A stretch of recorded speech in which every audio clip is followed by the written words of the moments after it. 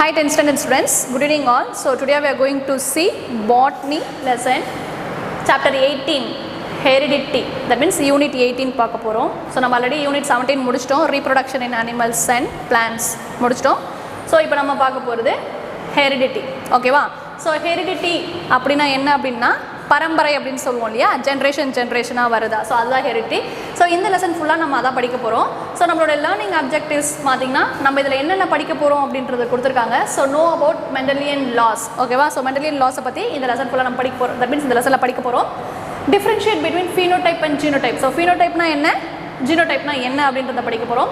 Understand the process of monohybrid and dihybrid cross. So monohybrid கிராஸ்னா என்ன, டைஹைப்ரிட் கிராஸ்னா என்னன்னு பார்க்க போகிறோம். Differentiate between a chromosome, DNA and a gene. So chromosome na enna, DNA na enna, gene na enna. So idu moonuthukum ulla vidhyasam enna அப்படின்றத நாம பார்க்கறோம். Understand the structure of chromosome.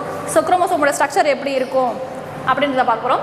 So classify the chromosomes based on the position of centromere. So chromosome ல present ஆயிருக்க centromere பொறுத்து chromosomes எப்படி எல்லாம் classify பண்ணிருக்காங்க அப்படினு பார்க்கறோம். Understand the structure and replication of DNA. So replication and structure of DNA and define mutation. Mutation na enna, then chromosomal and gene mutation na enna அப்படின்றத பார்க்க போறோம். Identify the chromosomal abnormality of Down syndrome. ஓகேவா? Down syndrome ஓட chromosomal abnormality என்ன அப்படின்றது எல்லாமே நம்ம இந்த சாப்டர்ல பார்க்க போறோம், யூனிட்ல பார்க்க போறோம். So let me start a lesson. Introduction. Okay, introduction. So இங்க கொடுத்திருக்காங்க இல்லையா, like begets like. So இது என்ன அப்படினு பாத்தீங்கன்னா, so நம்ம தாயை போல பிள்ளை அப்படினு சொல்லுவோம் இல்லையா, so அதுதான், ஓகேவா? So it's an important and universal phenomenon of life as the living being produce offsprings of their own kind. So என்ன அப்படின்னா, so எல்லா living beingsuமே வந்து அதோடைய offsprings அதை போலவே வந்து உருவாக்குது இல்லையா, so அதுதான் இங்க சொல்லியிருக்காங்க like begets like அப்படின்னு சொல்லிட்டு. ஸோ அதில் என்னென்ன சிமிலராக இருக்குது அப்படின்னு பார்த்தீங்கன்னா, கலர் ஆஃப் த ஐஸ், அவங்களுடைய ஐ கலர், ஹேர் கலர், நோஸுடைய shape, then type of ear lobe extra. So இது எல்லாமே எப்படி இருக்கும் அப்படின்னு பார்த்தீங்கன்னா சேமாக இருக்கும். Are inheritable traits. Have you ever wondered how do we inherit traits and characteristics from our father and mother? So இது வரைக்கும் நீங்கள் கேட்டிருக்கீங்களா, யோசிச்சிருக்கீங்களா, எப்படி வந்து நம்ம அப்பா அம்மாவுடைய கேரக்டரிஸ்டிக்ஸ் எல்லாமே நமக்கு வந்திருக்கு அப்படின்னு நீங்கள் யோசிச்சிருக்கீங்களா அப்படின்னு கேட்குறாங்க. Some of our characteristics might have been inherited from our grandparents. So அப்பா அம்மா இல்லாமல் நம்மளுடைய தாத்தா பாட்டி வழிகளில் இருந்தும் அவங்களுடைய கேரக்டர்ஸுமே நமக்கு என்ன பண்ணியிருக்கோம், வந்திருக்கோம் இல்லையா. ஸோ இதெல்லாம் நீங்கள் யோசிச்சு பார்த்துருக்கீங்களா எப்படி வந்திருக்கு அப்படின்னு சொல்லிட்டு. So how do we inherit characters from one generation to another. So எப்படி வந்து ஒரு ஜென்ரேஷன்லேருந்து இன்னொரு ஜென்ரேஷனுக்கு வந்து கேரக்டர்ஸ் மாறுது. ஸோ அப்பா கிட்ட இருக்கிற கேரக்டர்ஸ் எப்படி பையன் கிட்ட இருக்குது, ஸோ அம்மா கிட்ட இருக்கிற கேரக்டர்ஸ் வந்து எப்படி நம்மளுடைய பொண்ணு கிட்ட இருக்குது, இல்லை நம்மளோட தாத்தா பாட்டி கிட்ட இருக்கிற கேரக்டர்ஸ் வந்து எப்படி நம்ம அவங்களுடைய கிராண்ட் சன் கிராண்ட் டாட்டர் கிட்ட இருக்குது அப்படின்றதெல்லாம் எப்படி அப்படின்னு கேட்குறாங்க. So it is because of the genes we inherit from our parents. So இதுக்கு எல்லாமே ரீசன் என்ன அப்படின்னு பார்த்தீங்கன்னா ஜீன்ஸ், ஓகேவா? ஸோ ஜீன் மூலியமாக தான் நமக்கு என்னது கேரக்டர்ஸ் வந்து ஒரு ஜென்ரேஷன்லேருந்து இன்னொரு ஜென்ரேஷனுக்கு வந்து ட்ரான்ஸ்ஃபர் ஆகுது. So these jeans are responsible for the physical Outlook and biological function. So இந்த ஜீன் தான் என்ன டிட்டர்மைன் பண்ணும் அப்படின்னு பார்த்தீங்கன்னா நம்மளுடைய ஃபிசிக்கல் அப்பியரன்ஸ், நம்மளுடைய பயாலஜிக்கல் ஃபங்க்ஷன்ஸ் எல்லாமே டிட்டர்மைன் பண்ணுறது யார் அப்படின்னு பார்த்தீங்கன்னா ஜீன் தான். So the branch of biology that deals with the genes, genetic variation and heredity of living organisms is called genetics. So genetics அப்படினா என்ன அப்படின்னு பார்த்தீங்கன்னா, so define genetics அப்படின்னு கேட்டாங்கன்னா நீங்கள் என்ன எழுதணும்னா, the branch of biology that deals with the genes, genetic variations and heredity of a living organism is called genetics. So இது ஒரு 2 mark question, ஓகேவா? ஸோ ஜெனட்டிக்ஸ் அப்படின்னா என்னென்னா நம்மளுடைய ஜீன்ஸை பற்றி படிக்கிறது, ஜெனட்டிக் வேரியேஷன்ஸ் பற்றி படிக்கிறது, நம்மளுடைய ஹெரிடிட்டியை பற்றி படிக்கிறது, ஓகேவா? ஸோ இது எல்லாம் சேர்ந்தது தான் என்ன அப்படின்னு பார்த்தீங்கன்னா ஜெனட்டிக்ஸ். ஸோ அடுத்து ஹெரிடிட்டி, டிஃபைன் ஹெரிடிட்டி அப்படின்னு கேட்டாங்கன்னா, so heredity is transmission of characters from one generation to the next generation while, ஓகேவா? நெக்ஸ்ட் ஜென்ரேஷன் இதுதான் வந்து ஹெரிடிட்டினா என்னென்னா, ஸோ பரம்பரையில், ஓகேவா? ஸோ தலைமுறையாக அப்படின்னு சொல்லுவோம் இல்லையா, ஸோ அதுதான் ஹெரிடிட்டி அப்படின்னா. ஸோ அப்பா கிட்ட இருந்து பையன்கிட்ட இருந்து அவங்களுடைய பையனுக்கு, ஸோ அந்த மாதிரி கேரக்டர்ஸ் ட்ரான்ஸ்ஃபர் ஆகுது. இல்லை தாத்தா கிட்ட இருந்து அவங்க பையன்கிட்ட அப்பா கிட்ட இருந்து நமக்கு வருது இல்லையா, ஸோ அந்த கேரக்டர்ஸ், அந்த டிரான்ஸ்மிஷன் ஆஃப் கேரக்டர்ஸை தான் நம்ம என்னன்னு சொல்லுவோம்னா ஹெரிடிட்டி அப்படின்னு டிஃபைன் பண்ணுவோம். While variation refers to the difference shown by the individuals of the same species and also by the offsprings of the same parents. அப்போ வேரியேஷன் அப்படின்னா நமக்கு தெரியல, நேமில் வேரியேஷன்னா வேறுபாடுகள் அப்படின்னு சொல்லுவோம் இல்லையா, ஸோ வேற்றுமை. அப்போ வேரியேஷன்னா என்ன அப்படின்னா ஒரே பேரண்ட் கிட்டேருந்து வரும்போது ஸோ அவங்க பையனுக்கு கேரக்டர்ஸ் வேறு மாதிரி இருக்கலாம் இல்லையா, ஸோ வேறு மாதிரி கேரக்டர்ஸ் இருக்கும், ஸோ அவங்களோட அவுட்லுக் வேறு மாதிரி இருக்கும், அப்பியரன்ஸ் வேறு மாதிரி இருக்கும் இல்லையா, ஸோ அதுதான் நம்ம என்னன்னு சொல்லுவோம்னா வேரியேஷன் அப்படின்னு சொல்லுவோம். ஸோ அப்போ heredity is a transmission of character from one generation to the next generation. அப்போ வேரியேஷன்னா என்ன அப்படின்னா நம்மளுடைய பேரண்ட் கிட்ட இருந்து நமக்கு வேறையான கேரக்டர்ஸ், நம்ம வேறு மாதிரி இருக்கிறோம் இல்லையா, ஸோ அந்த கேரக்டர்ஸ் எல்லாம் டிஃப்ரெண்ட் கேரக்டர்ஸ் இருக்கு இல்லையா, ஸோ அதுதான் நம்ம வேரியேஷன் அப்படின்னு சொல்லுவோம். So all this can happen only due to chromosomes. ஸோ இது எல்லாமே எதன் மூலிமா நடக்குது அப்படின்னு பார்த்தீங்கன்னா குரோமோசோம்ஸ் மூலயமா தான் இது எல்லாமே நடக்குது. ஓகேவா? ஸோ நம்மளுடைய கேரக்டர்ஸ் டிரான்ஸ்மிஷன் தென் வேரியேஷன்ஸ் எல்லாமே குரோமோசோமால தான் நடக்குது. So now let's see what chromosomes are and how they are composed with DNA that form the genetic material. So இப்போ நம்ம என்ன பார்க்க போகிறோம் அப்படின்னு பார்த்தீங்கன்னா, ஸோ என்ன குரோமோசோம்ஸ் வந்து நம்ம கேரக்டர்ஸ் எல்லாம் டிட்டர்மைன் பண்ணுது, வேரியேஷன்ஸை டிட்டர்மைன் பண்ணுது, ஸோ அது எப்படி வந்து டிஎன்ஏவோட கம்போஸ் ஆகிருக்கு, ஸோ இதெல்லாம் சேர்ந்து நமக்கு எப்படி ஜெனட்டிக் மெட்டீரியலை ஃபார்ம் பண்ணுது அப்படின்றத நம்ம பார்க்க போகிறோம். ஓகேவா? So Gregor John Mendel, father of genetics. So Gregor John Mendel யார் அப்படின்னு பார்த்தீங்கன்னா, he's a father of genetics. So இப்போ நம்ம அவரை பற்றி தான் பார்க்க போகிறோம். ஸோ அவர் என்ன கண்டுபிடிச்சாரு அப்படின்றத நம்ம பார்க்க போகிறோம். மெண்டல் 1822 to 1884 அவருடைய time period was an Austrian monk. ஓகேவா? மாங்க் அப்படின்னா துறவின்னு சொல்லுவாங்க. ஓகேவா? இவர் வந்து ஒரு ஆஸ்ட்ரியன் துறவி. So who discover the basic principles of heredity through his experiments. So இவர் என்ன கண்டுபிடிச்சாரு அப்படின்னு பார்த்தீங்கன்னா, ஸோ பேசிக் பிரின்சிபல்ஸ் ஆஃப் ஹெரிடிட்டியோடைய பேசிக் பிரின்சிபல்ஸ் வந்து இவருடைய எக்ஸ்பெரிமெண்ட்ஸ் மூலிமா கண்டுபிடிச்சிருக்காரு. His experiments are the foundation for modern genetics. So இவர் கண்டுபிடிச்ச எக்ஸ்பெரிமெண்ட்ஸ் தான் என்ன அப்படின்னு பார்த்தீங்கன்னா நம்மளுடைய மாடர்ன் ஜெனடிக்ஸ்க்கு ஒரு அடித்தளமாகவே இருந்திருக்கு. He was born in 1822 to a family of farmers in Silesian of Czechoslovakia. ஓகேவா? ஸோ அவர் வந்து ஒரு ஃபார்மர், சாதாரண ஃபேமிலியில் தான் பிறந்திருக்காரு. ஸோ அவர் எங்கே பிறந்தார் அப்படின்னு பார்த்தீங்கன்னா Silesian of Czechoslovakia. After finishing is high school, so இவருடைய ஹை ஸ்கூல் முடிச்சதுக்கப்புறம் அவர் என்ன பண்ணார் அப்படின்னு பார்த்தீங்கன்னா, at the age of 18 அவருடைய ஹை ஸ்கூல் முடிச்சிருக்காரு. He entered the Australian monastery at Brown as a priest. So இவர் என்ன பண்ணிட்டார் அப்படின்னு பார்த்தீங்கன்னா, ஒரு மொனாஸ்ட்ரியில் போய் ஜாயின் பண்ணிட்டார். அவருடைய ஹை ஸ்கூல் முடிச்சதுக்கப்புறம் ஒரு மொனாஸ்ட்ரியில் போய் அவர் ஜாயின் பண்ணிட்டாரு. ஸோ அங்கே தான் மாங்க்லாம் இருப்பாங்க, துறவைகள்லாம் இருப்பாங்க இல்லையா, ஸோ அந்த மாதிரியான மொனாஸ்ட்ரியில் போய் அவர் ஜாயின் பண்ணிட்டாரு. ஸோ அதுக்கப்புறம் அவர் என்ன பண்ணியிருக்காரு அப்படின்னு பார்த்தீங்கன்னா, from there he went to the University of Vienna for training in physics, mathematics and natural science. So அங்கேருந்தே அவர் என்ன பண்ணியிருக்காரு, யூனிவர்சிட்டி ஆஃப் வேனாவில் போய் படிச்சிருக்காரு. ஸோ அவர் என்னென்ன ட்ரைனிங்காக போயிருக்காரு அப்படின்னு பார்த்தீங்கன்னா, ஃபிசிக்ஸ், மேத்தமெட்டிக்ஸ் அண்ட் நேச்சுரல் சயின்ஸை கற்றுக்கிறதுக்காக போயிருக்காரு. Mendel return to the monastery in 1854. So அதுக்கப்புறம் 1854 மறுபடியும் அந்த மொனாஸ்ட்ரிக்கே அவர் ரிட்டர்ன் வந்துட்டார். And continue to work as a priest. அவர் ப்ரீஸ்டாக அங்கே ஒர்க் பண்ணியிருக்காரு. And teach in high school. So அங்கேயே தங்கி அவர் என்ன பண்ணியிருக்காருன்னா ப்ரீஸ்டாக ஒர்க் பண்ணியிருக்காரு. ஸோ அதுக்கப்புறம் ஹை ஸ்கூலுக்கு அவர் டீச்சராக ஒர்க் பண்ணியிருக்காரு, கற்றுக் கொடுத்துட்டு இருந்திருக்காரு. So in his leisure time he started is famous experiments on the garden B plant. So அதுக்கப்புறம் மீதி இருக்கிற டைமில் அவர் என்ன பண்ணியிருக்காரு அப்படின்னு பார்த்தீங்கன்னா, இவர் ஒரு எக்ஸ்பெரிமெண்ட் பண்ண ஆரம்பிச்சிருக்காரு. ஸோ எந்த பிளான்ட்டில் அவர் வந்து எக்ஸ்பெரிமெண்ட் பண்ண ஃபஸ்ட்டு ஆரம்பித்தார் அப்படின்னு பார்த்தீங்கன்னா, பீ பிளான்ட், பட்டாணி செடி இருக்கு இல்லையா, ஸோ அந்த பட்டாணி செடியில் தான் அவர் என்ன பண்ணியிருக்காரு, அவர் முதலாக அவருடைய எக்ஸ்பெரிமெண்ட்டை வந்து ஆரம்பிச்சிருக்காரு. So he conducted is experiment in the monastery for about 9 years from 1856 to 1865. So அந்த மொனாஸ்ட்ரியில் தங்கியே அவர் என்ன பண்ணியிருக்காரு, அவரோட எக்ஸ்பெரிமெண்ட் எல்லாம் பண்ணி பார்த்துருக்காரு. ஸோ நியர்லி 9 years வந்து அவரோட எக்ஸ்பெரிமெண்ட் வந்து அவர் கண்டினியூ பண்ணியிருந்திருக்காரு. So he had worked on nearly 10,000 pea plants of 34 different varieties. So அப்போ இந்த 9 இயர்ஸில் அவர் எத்தனை வெரைட்டி ஆஃப் பீ பிளான்ஸ் வந்து ஒர்க் பண்ணியிருக்காரு அப்படின்னா 10,000 பீ பிளான்ஸ் நியர்லி வந்து ஒர்க் பண்ணியிருக்காரு. அது 34 டிஃப்ரெண்ட் வெரைட்டிஸ் ஆஃப் பீ பிளான்ட்டில் வந்து அவர் என்ன பண்ணியிருக்காரு, ஒரு எக்ஸ்பெரிமெண்ட்டை வந்து கண்டக்ட் பண்ணி பார்த்துருக்காரு. So Mendel noted that they differ from one another in many ways. So இவ்வளோ எக்ஸ்பெரிமெண்ட் பண்ணதுக்கப்புறம் அவர் ஒரு கன்க்ளூஷனுக்கு வந்திருக்காரு. என்ன அப்படின்னு பார்த்தீங்கன்னா, ஒவ்வொன்றும் ஒவ்வொரு விதங்கள். ஓகேவா? ஸோ எல்லாத்துக்குமே கேரக்டர்ஸ் ஒன்றும் கிடையாது. ஸோ ஒவ்வொரு விதத்தில் என்னது டிஃப்ரெண்ட்டாக இருக்குது அப்படின்னு சொல்லி அவர் கண்டுபிடிச்சிருக்காரு. ஸோ அவர் கண்டுபிடிச்சதில் நிறைய கேரக்டர்ஸ் கண்டுபிடிச்சிருக்காரு. ஸோ அதில் இம்பார்ட்டன்ட் 7 கேரக்டர்ஸ் அவர் கண்டுபிடிச்சிருக்காரு. ஸோ அது என்ன அப்படின்னு பார்த்தீங்கன்னா, ஸோ இங்கே கொடுத்துருக்காங்க characteristic studied, dominant character, recessive character. ஓகேவா?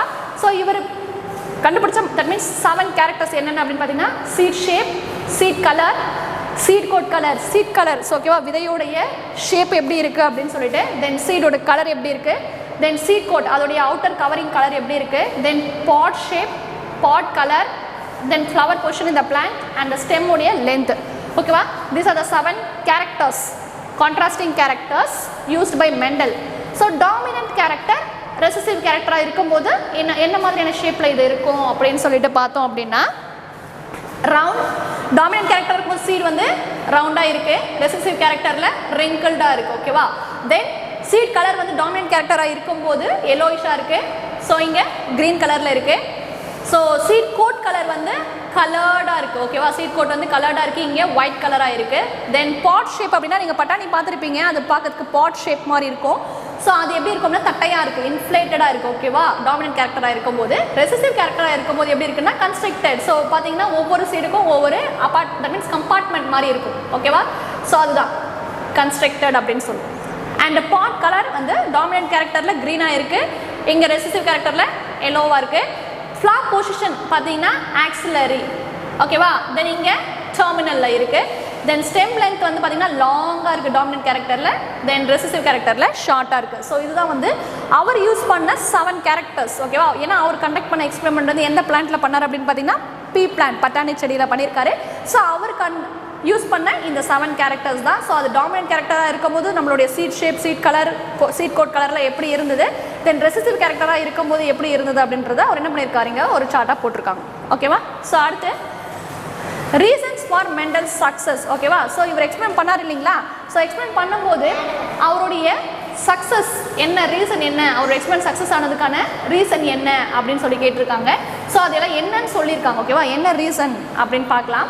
So he chose the pea plant as it was advantageous for experiment to work in many aspects. So first என்ன அப்படின்னு பார்த்தீங்கன்னா it is naturally self pollinating ஓகேவா. So அவர் select பண்ண plant வந்து நேச்சுரலாக self pollinating plant and so is very easy to race pure breeding individuals. So அப்போ pure breeding individuals அப்படின்னா அதிகமாக நமக்கு என்னது நிறைய பிளான்ட்டை உருவாகக்கூடிய பிளான்ட்டாக இருந்திருக்கு ஓகேவா. ஸோ இது செல்ஃப் பாலினேட்டிங் அப்படின்றதுனால it has a short lifespan as it is an annual and so it was possible to follow several generations. So இதோட லைஃப் ஸ்பேன் வந்து என்னவா இருந்திருக்கு, ரொம்ப ஷார்ட்டாக இருந்திருக்கு அதோட லைஃப் ஸ்பேன் வந்து.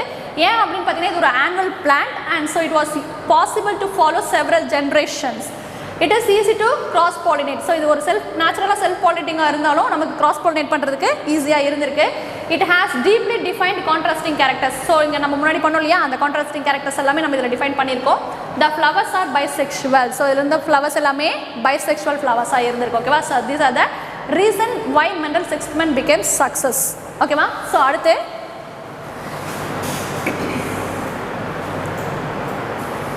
monohybrid cross inheritance of one gene ஓகேவா. மோனோனாலே நமக்கு தெரியுது சிங்கிள் இல்லையா, மோனோ ஹைப்ரிட், மோனோனா single. So monohybrid cross பற்றி பார்க்க போகிறோம். இன்ஹெரிட்டன்ஸ் ஆஃப் ஒரே ஒரு ஜீனோட இன்ஹெரிட்டன்ஸை பற்றி நம்ம இப்போ படிக்க போகிறோம்.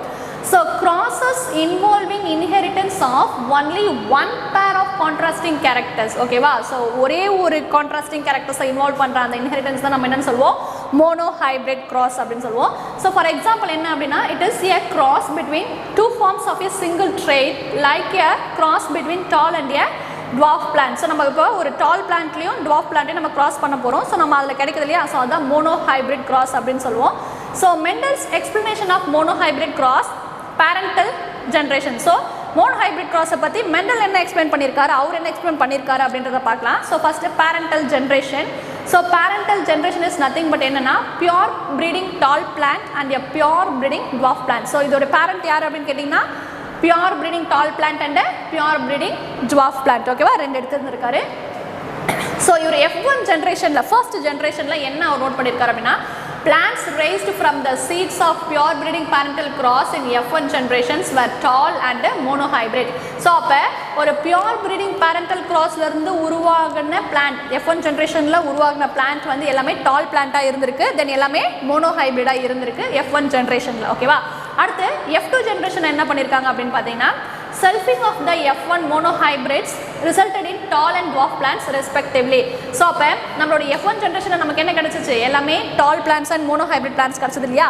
ஸோ அந்த மோனோஹைப்ரிட் பிளான்ஸை மறுபடியும் என்ன பண்ணியிருக்காங்கன்னா செல்ஃப் பண்ணும்போது அவருக்கு என்ன கிடச்சது அப்படின்னு பார்த்தீங்கன்னா நிறைய tall plants and dwarf plants. That means tall நீளமான பிளான்ஸ், உயரமான பிளான்ஸும் தென் குட்டையான பிளான்ஸ் வந்து கிடச்சிருக்கு. எந்த ரேஷியோவில் கிடச்சிருக்கு அப்படின்னு பார்த்தீங்கன்னா 3:1 ரேஷியோவில் கிடச்சிருக்கு. ஸோ இது ஒரு இம்பார்ட்டன்ட் 1 மார்க் கொஸ்டினில் கேட்பாங்க.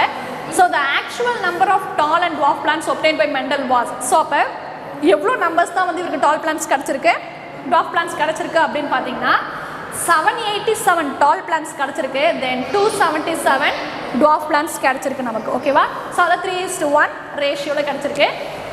Then external expression of a particular trait is known as phenotype. So phenotypeனா என்ன அப்படின்னு பார்த்தீங்கன்னா external expression of a particular trait, ஒரு பர்டிகுலர் ட்ரேட்டுடைய எக்ஸ்டர்னல் எக்ஸ்பிரஷன். ஓகேவா, வெளிப்பாடு அப்படின்னு சொல்லுவோம் இல்லையா. ஸோ அதுதான் நம்ம phenotype அப்படின்னு சொல்லுவோம். So the phenotypic ratio, so இதோட phenotypic ratio என்னன்னு பார்த்தீங்கன்னா 3:1. ஸோ இந்த F2 ஜென்ரேஷன் 3 டிஃப்ரெண்ட் டைப்ஸ் வேர் obtained. நம்மளோட F2 ஜென்ரேஷனில் நமக்கு 3 டிஃப்ரெண்ட் டைப்ஸ் வந்து நமக்கு கிடச்சிருக்கு. அது என்னென்ன அப்படின்னு பார்த்தீங்கன்னா டால், ஹோமோசைகஸ். டால், ஹோமோ மீன்ஸ் சேம் இல்லையா, அப்போ டி டால்னா ரெண்டுமே டாலாக கிடச்சிருக்கு. ஓகேவா, that is a pure one, நமக்கு ஒரு பேர் கிடச்சிருக்கு. தென் டால் ஹெட்ரோசைகஸ் அப்படின்னா ஒரு டால் ஒரு ஷார்ட். ஓகேவா, ஸோ அதான் டால் ஹெட்ரோசைகஸ் ரெண்டு கிடச்சிருக்கு. அண்ட் டுவாஃப் ஹோமோசைகஸ் அப்படின்னா ரெண்டுமே சின்ன சின்ன பிளான்ட், டுவாஃப் பிளான்ட்டாக கிடச்சிருக்கு. ஓகேவா, ஹோமோனா நமக்கு சேம்னு தெரியும் இல்லையா. ஸோ அதான் ஒன். அப்போ இதான் வந்து ஜீனோடைபிக் ரேஷியோ அப்படின்னு சொல்லுவோம். ஓகேவா, ஸோ இந்த ஜீனோடைபிக் ரேஷியோ நமக்கு என்ன கிடச்சிருக்கு இங்கே 1:2:1. ஓகேவா, so genotype is the genetic expression of an organism. அப்போ அதில் எக்ஸ்டர்னல் எக்ஸ்பிரஷன் வந்து phenotype அப்படின்னு சொல்லுவோம், genetic expression அப்படின்னா genotype அப்படின்னு சொல்லுவோம். ஓகேவா, ஸோ அடுத்து Mendel's interpretation on monohybrid cross. Mendel interpretation on monohybrid cross. So based on these observations, it was confirmed by Mendel that factors are passed from one generation to another, now referred to as gene. So இவர் எக்ஸ்பெரிமெண்ட்லாம் conduct பண்ணி முடிச்சதுக்கு அப்புறம் அவர் ஒரு கன்க்ளூஷனுக்கு வந்திருக்காரு இந்த அப்சர்வேஷன்லாம் பார்த்ததுக்கு அப்புறம். So Mendel that factors, ஓகேவா, சில factors are passed from one generation to another generation, now referred to as gene. அப்போ ஏதோ ஒரு ஃபேக்டர் வந்து ஒரு ஜென்ரேஷன்லேருந்து இன்னொரு ஜென்ரேஷனுக்கு மாறுது. ஓகேவா, ஸோ அந்த ஃபேக்டர் தான் என்னென்னு அவர் கண்டுபிடிச்சிருக்காரு, ஜீன் அப்படின்னு சொல்லியிருக்காரு. ஓகேவா, so tallness and dwarfness are determined by a pair of contrasting factors. Tall plant possesses a pair of factors. ஓகேவா, ஸோ டால் பிளான்ட் வந்து pair of factors ரெண்டு இருக்கும், represented by T. ஏன் அப்படின்னு பார்த்தீங்கன்னா நம்ம டாமினன்ட் கேரக்டரை ரெப்ரசென்ட் பண்ணுறதுனால கேபிட்டல் T போடுவோம், taking the first letter of the dominant character. And a plant is dwarf, ரொம்ப குட்டையாக இருந்துச்சு அப்படின்னா because it possess factors for dwarfness represented as T, small t நம்ம ரெப்ரசென்ட் பண்ணுவோம், அதுதான் வந்து recessive character. So these factors occur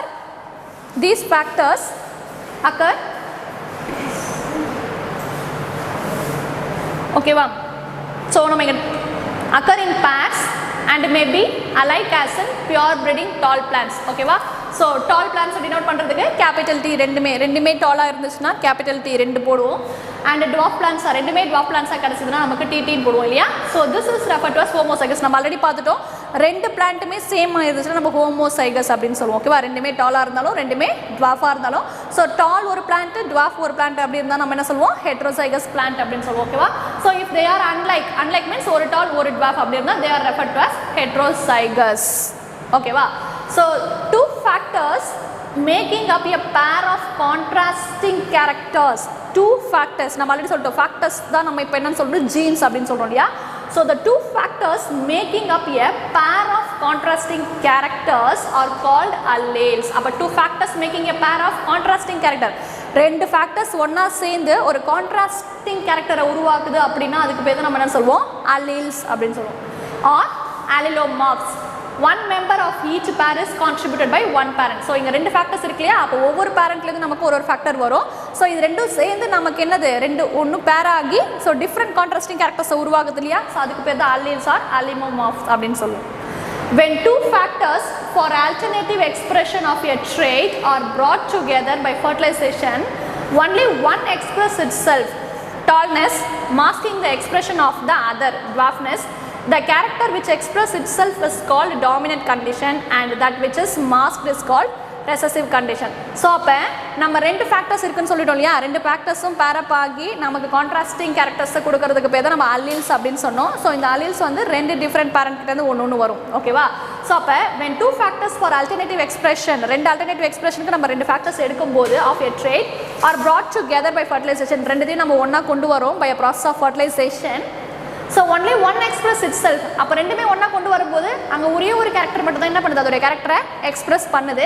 so அப்படி express பண்ணும்போது அது டால்னஸ். ஓகேவா, masking the expression of the other. அது என்ன பண்ணுது அப்படின்னு பார்த்தீங்கன்னா அதோடைய கேரக்டரை டாமினண்ட்டாக காமிச்சிட்டு அடுத்த கேரக்டர் அங்கே ரெசிசிவாக காமிக்குது. ஓகேவா, ரெசிசிவாக காமிக்குது. ஸோ அப்படி எந்த கேரக்டர் வந்து டாமினண்ட்டாக இருக்கோ அதுக்கு பேர் தான் நம்ம என்ன சொல்லுவோம், டாமினன்ட் கண்டிஷன் அப்படின்னு சொல்லுவோம். ஸோ எந்த கண்டிஷன் வந்து அங்கே மாஸ்க் ஆகியிருக்கு தெரியாமல் மாஸ்க் மறைஞ்சு இருக்கோ அப்படியோ அதுதான் வந்து நம்ம என்ன சொல்லுவோம், ரெசிசிவ் கண்டிஷன் அப்படின்னு சொல்லுவோம். ஓகேவா, ஓகே. அடுத்து the factors are always pure and when gametes are formed, the unit factors segregate so that each gamete gets one of the two alternative factors. So அப்போ இந்த factors எப்பவுமே என்னவா இருக்கும், ரொம்ப பியூரா இருக்கும். ஓகேவா, pure. And when gametes are formed, the unit factors segregate so that each gamete gets one of the two alternative factors. It means that factors for tallness T and dwarfness T are separate entities in a gamete, either T or T is present. When F1 hybrids are self-crossed, the two entities separate and then unite independently, forming tall and dwarf plants. So அப்போ இந்த factors எல்லாமே என்னது ரொம்ப பியூரா இருக்கும். ஓகேவா, so நம்ம என்ன சொன்னோம், ஃபேக்டர்ஸ் எல்லாமே எப்போவுமே பியூராக இருக்கும் அப்படின்னு சொல்லிட்டோம். ஸோ அப்போ என்ன ஆகுது அப்படின்னு பார்த்தீங்கன்னா, when gametes are formed, அங்கே gametes உருவாகும் போது the unit factors segregate so that அங்கே என்ன ஆகுது, யூனிட் ஃபேக்டர்ஸ் எல்லாம் ஒன்றா செக்ரிகேட் ஆகி so that each gamete gets one of the two alternative characters. அப்போ ஏதோ ஒரு கேமெட்டில் வந்து இங்கே ரெண்டு ஃபேக்டர்ஸ் இருக்கு இல்லையா, அது ஏதோ ஒரு ஃபேக்டர்ஸ் வந்து அந்த கேமெட்ஸ்க்கு போயிடுது. ஓகேவா, ஸோ இட் மீன்ஸ் அதுக்கு என்ன அர்த்தம் அப்படின்னு பார்த்தீங்கன்னா, that factors for tallness நம்ம என்ன பண்ணுவோம், capital T ல denote பண்ணுவோம், and dwarfness small t, ஓகேவா, are separate entities, ரெண்டுமே different, and in a gamete either T or T is present. அப்பனா ஏதோ ஒரு ஃபேக்டர் தானே, அப்போ ஒன்று டால்னஸாக இருக்கலாம், இன்னொன்று இல்லைனா dwarfness, ஏதோ ஒரு ஃபேக்டர் தான் வந்து நம்ம கேமெட்டில் வந்து present ஆகிருக்கும். when F1 hybrids are self crossed, அப்போ F1 hybrid வந்து நம்ம self cross பண்ணும்போது என்ன ஆகும் அப்படின்னு பார்த்தீங்கன்னா, self cross the two entities separate and then unite independently. So ரெண்டு entities நமக்கு செப்பரேட்டாக கிடைக்கும், டால் பிளான்ட் டுவார்ஃப் பிளான்ட் அப்படின்னு ரெண்டும் கிடைக்கும். ஸோ அதுக்கப்புறம் ரெண்டு என்ன ஆகிடும், ஒன்றா இண்டிபெண்ட்டாக யூனைட் ஆகிடுது, forming tall and dwarf plants. அப்போ நமக்கு லாஸ்ட்டாக என்ன கிடைக்குது, இந்த கன்க்ளூஷனில் tall plants and dwarf plants தான் நமக்கு கிடைக்குது. ஓகேவா, ஸோ இதான் மோனோ ஹைப்ரிட் கிராஸ். ஸோ அதில் இங்கே பிக்சர் கொடுத்துருக்காங்க, நம்ம பார்த்தோம் இல்லையா மோனோ ஹைப்ரிட் கிராஸில். ஸோ இங்கே பார்த்தீங்கன்னா இது டால் பிளான்ட்ஸ். ஓகேவா, இங்கே ரெண்டுமே டாமினன்ட் கேரக்டர்ஸ் வந்துருக்கு. ஸோ இது வந்து டால் பிளான்ட்ஸ், ஸோ இது டுவார்ஃப் பிளான்ட்ஸ். ஓகேவா, அப்போ என்னது, இங்கே ஒரு டி டால் பிளான்ட்டுக்கு, இங்கே டி ஸ்மால் பிளான்ட். ஓகேவா, ஸோ இது ரெண்டுத்தையும் கம்பைன் பண்ணும்போது நமக்கு டி, அட் மீன்ஸ் ஒரு டால் டி ஒரு டுவார்ஃப் பிளான்ட் கிடச்சிருக்கு. ஸோ இது ரெண்டும் மேட் பண்ணும்போது நமக்கு என்ன கிடச்சிருக்குன்னா, கேமெட்ஸ் டிடி அண்டு டிடி. ஓகேவா, ஸோ இது ரெண்டுத்தையும் நம்ம கம்பைன் பண்ணும்போது, ஓகேவா, இப்போ நமக்கு 4 கேரக்டர்ஸ் கிடச்சிருக்கு. ஸோ இந்த 4 கேரக்டர்ஸை நம்ம கம்பைன் பண்ணும்போது நமக்கு பாருங்கள் என்ன காம்பினேஷன் கிடச்சிருக்கு, ரெண்டுமே டால் பிளான்ட். தென் இங்கே இதுதான் டாமினன்ட் இல்லையா, அதனால தான் இது டால் பிளான்ட் அப்படின்னு சொல்லியிருக்காங்க. ஸோ இங்கே இதுவும் டாமினன்ட் டால் பிளான்ட். ஸோ இது ரெண்டும் ரெசசிவ் கேரக்டர், இது டுவார்ஃப் பிளான்ட். ஓகேவா, ஸோ இதான் பேரண்டல் ஜென்ரேஷனில் நமக்கு ஒரு டால் பிளான்ட் ஒரு டுவார்ஃப் பிளான்ட் எடுத்திருக்கோம். ஸோ F1 ஜென்ரேஷனில் genotype all are TT dwarf and small plant, sorry tall and dwarf plant கிடச்சிருக்கு. ஃபீனோடைப் வந்து எல்லாமே டாலாக இருந்திருக்கு F1 ஜென்ரேஷனில். அடுத்து F2 ஜென்ரேஷனில் பார்த்தீங்கன்னா நமக்கு என்ன ரேஷியோ கிடச்சிது, ஜீனோடைப் 1:2:1 அண்ட் ஃபீனோடைப் என்ன கிடச்சிது அப்படின்னு பார்த்தீங்கன்னா 3:1. ஓகேவா, ஸோ இதுதான் அவருடைய Mendel experiment on monohybrid cross. Okay student, today our session is over, so we will see the remaining in the next class. Thank you. Character, knowledge, confidence. SRK Higher Secondary School, Karikalampakam. I love my school, SRK. Best of the best is SRK. Bright future means SRK.